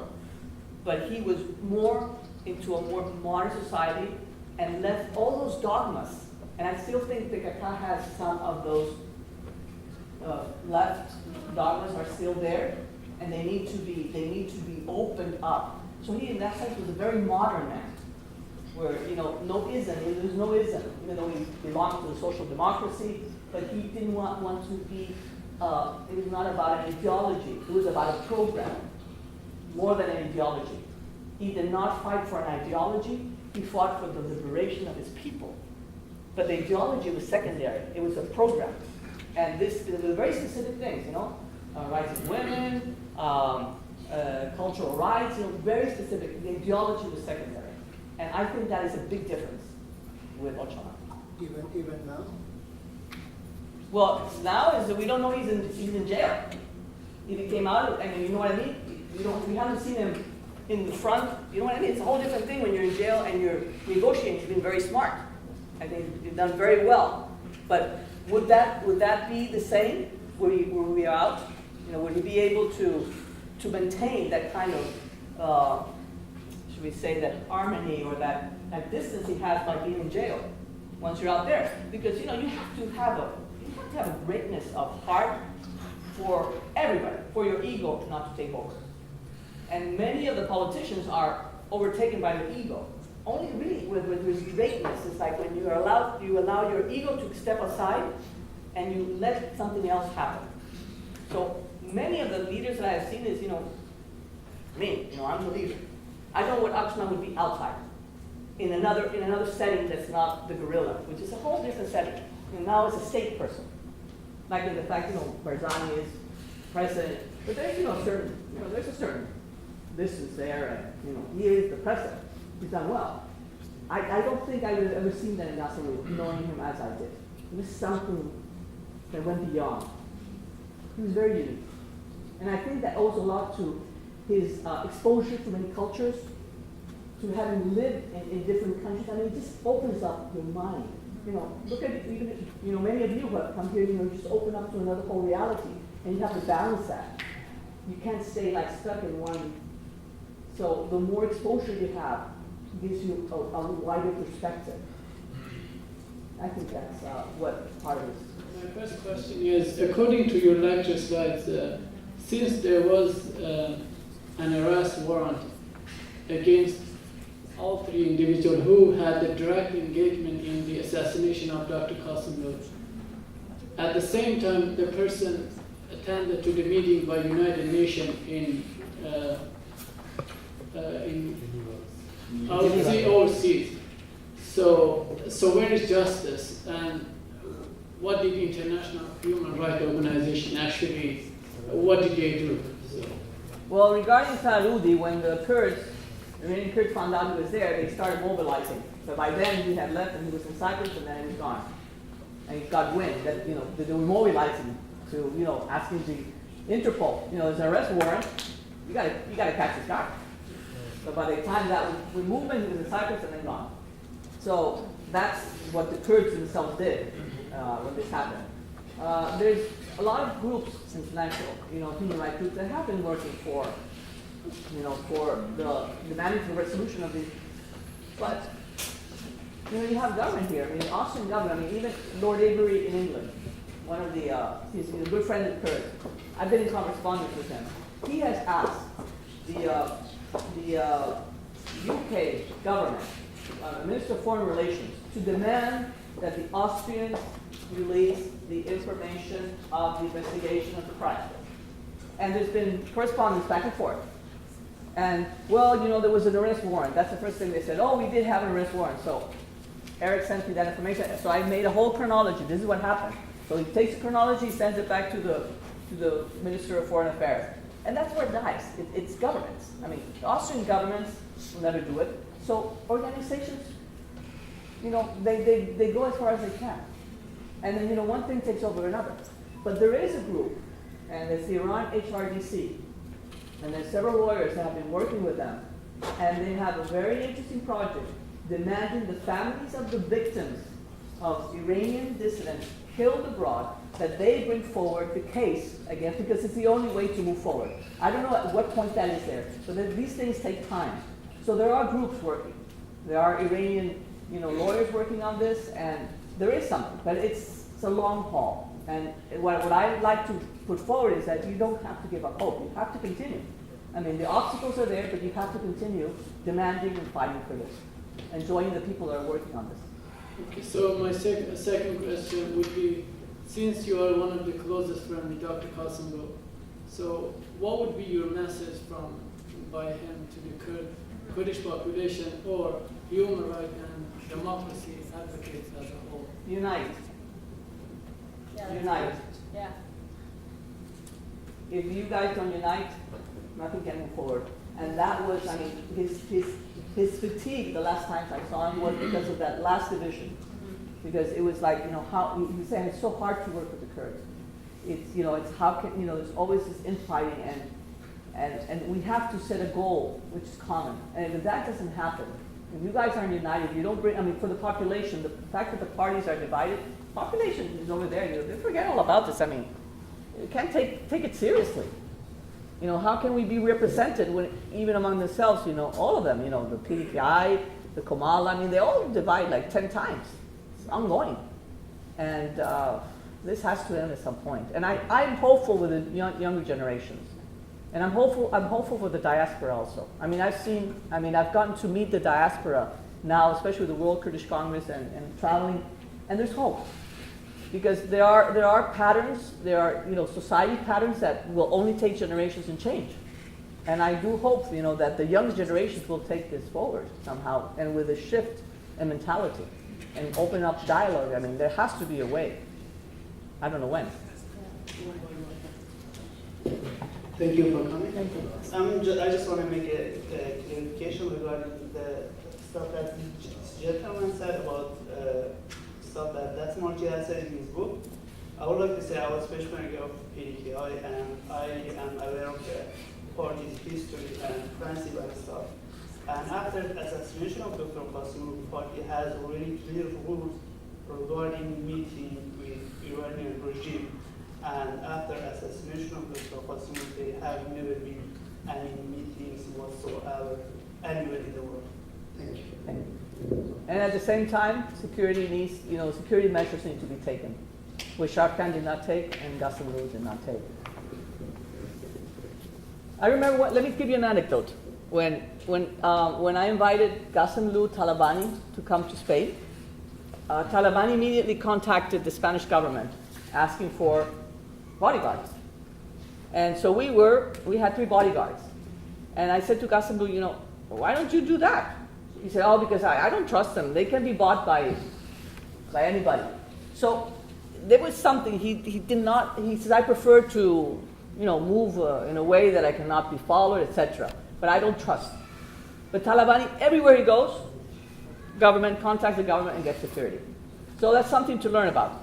I don't know what happened in Berlin. Of course, he was not meeting representatives, but that's something also that the party needs to take in consideration given the history. In your experience with Kurds, their struggle, their leaders, their cultures, how did that affect you in personal level? Let me tell you a story. I'm going to try and make it quick. When I went to the Cannes Festival, I was a writer. I was doing cultural journalism. I was not interested in politics. I met Yilmaz Güney in Cannes, and I went as a translator of a journalist because Güney's translators did not speak English, yes, and my journalist friend did not speak French, so I came as a translator. At the end of this interview, I said to Yilmaz Güney, you know, I want to ask you a question, but first of all, I'm not British. I'm from Venezuela. The moment I said that, he said, oh, Latin America, why didn't you tell me the solidarity of the third world? The interview would change. I need to talk to you. But I can't right now. There's a bunch of people waiting. So he asked for my telephone. I got back to Paris, and 2 weeks later, his assistant called me and gave me a rendezvous. And I went there. And by then, I knew a lot of Güney I had read about. So when I go in there, to the meeting, there is Yilmaz Güney. And at that moment, he was the most famous man in Paris. I'm doing my doctorate. And I'm in front of the most famous man in Paris with his wife. So we sit down and he says to me, I want you to work with me. I say, why? You don't know me. For all you know, I could be a Turkish spy. And he says, because I can see in your eyes that I can trust you. What do you want me to do? As I said before, I was not interested in politics. I did not even read the newspapers. I was doing cultural journalism. I only read the literary page. I was not interested. I didn't know. I knew there was some dictatorships down south, something happened in Nicaragua, but that was it.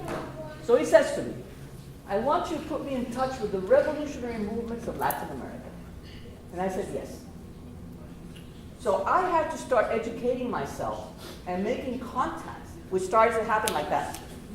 And I met the person through whose house passed all of the revolutionary movements of Latin America, and I started to do all that for Yilmaz. So from the start, I am who I am today thanks to a Kurd from Turkey. Because I was not politically inclined. So I became a journalist, and then I started covering politics. My whole life changed. That's why I said, by sitting in that table in Cannes and meeting the people I met who led me to Yilmaz Güney, my life changed. And I am here with you today because of that. And I wrote this book. I mean, if you read my other books, they're all literary. I was not, and so it's like there was a cause that was, you know, like seated within me that I have taken to support because I believe in it, because I believed in that man and in those men that I met.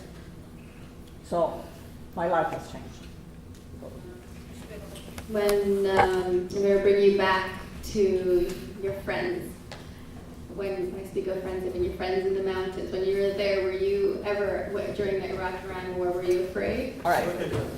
I wasn't afraid of the Kurds. I always felt very sure with them. I felt protected by them. I really felt very comfortable. But what I did not know is how I would react when I was near a fighting situation. When I was going there, I would hear bombs far away. Everything was far away. Everything was far away. The day of the attack, I was not allowed to go with the cameraman and the technician because I had nothing to do. I just had my camera. So I was left behind. So I sat in I wanted to see what was going on, of course. So I went with the fish market and I sat in a little ridge. And suddenly, it started boom, boom, boom, boom. And I couldn't see a thing, but it was like a movie of sound, no images. It was just sound. And I could see smoke and bombs falling. And then, suddenly where Ismail is, boom, a bomb fell. And we looked at each other and said, we got to get out of here. So we turned around, and we're up in the little hill, and we're just, we're just like this. We're squatting, and we're waiting, and it's just a lot of noise. And suddenly I hear, and I look at the Peshmerga guy, and he said, got to get out. Katushka, they're fighting. And he says, what happens is when we attack a base, they start shooting anywhere because they don't know where we are, so they shoot everywhere. So we got to get out of here. Now, if a bomb falls, you throw yourself on the floor, head down, and you put your hands on your head. The moment, and then you say, are you afraid? I said, no! I was scared to hell. So I jumped like a deer over a bush, and I started walking down, and we start going through this plowed field. And it's very hard to walk on a plowed field. And I was just walking really fast, and the Peshmerga were just talking, eating beans, and there were bombs falling all over, not near, but I could see the smoke, and I could hear the noise. And I'm going up and down the hill, up and down the hill, up and down the hill, up and down the hill. And there's a moment I cannot walk, I have no more legs. And there's this big boulder and there's this hill in front of me, and I had left the Peshmergas far away. I said, oh my God, what do I do now? So there's a boulder, and I just put myself again and said, how the heck get out of here? I just want to get out. And a Peshmerga comes on a horse. I used to horseback ride. So I call him, I tell him to get off the horse, and he makes signs that the horse is a very fierce horse. Get out. I put my foot in the stirrup, I get on that horse, and I just run away with the horse. I go up the hill. When I'm up there, I calm down, because I'm away from the fire. A little while, he comes in another horse, we sit down, and I think you saw a photo of the two horses, and we're just chatting, and then somebody comes and tells me, that we have to go back. And, I started galloping, and that's what that scene I tell you, as I see the sun setting in the Peshmerga. So what I experienced was not fear of the Kurds. I was afraid of getting killed. And for me, that moment, there was another realization that the Kurds, at least in the mountains, were living day by day. There was no fear. I mean, they were so in the present, because any moment you could die. And I realized I did not have that courage, and I really did not want to become a war correspondent. That was clear for me. I just wanted to get the hell out of a war situation. But fear of the Kurds, never. On the contrary, I always felt protected by them. But if you asked me, would you want to go back to Kurdistan to a war situation? I don't think I would go. I mean, I'm no longer 27 years old. I think the situation has changed, but it did give me a perspective on life and death. And I saw that, because people that were with us, a week later were no longer there. So it did give me a perspective on what the Kurds live day by day. Thank you so much.